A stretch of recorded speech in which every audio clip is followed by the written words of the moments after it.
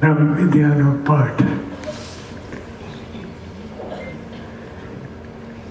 રાજીપો એ જ મોક્ષ.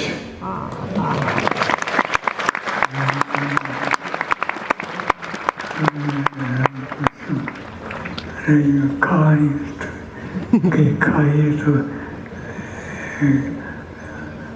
આપણે એમ માનીએ, પણ આ મનમાં ગોઠવણ કરવાની. રાજીપો એ જ મોક્ષ. રાજીપો એ જ મોક્ષ.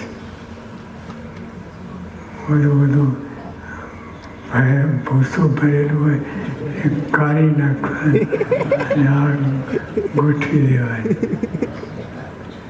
રાજીપો એ જ મોક્ષ. સહજાનંદ સ્વામી મહારાજ.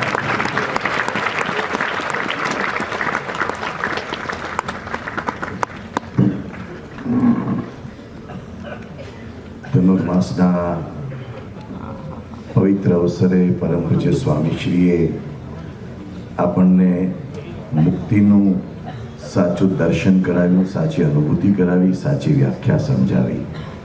આપણે ખરેખર પરમ પૂજ્ય સ્વામીશ્રીના ખૂબ ખૂબ આભારી છીએ.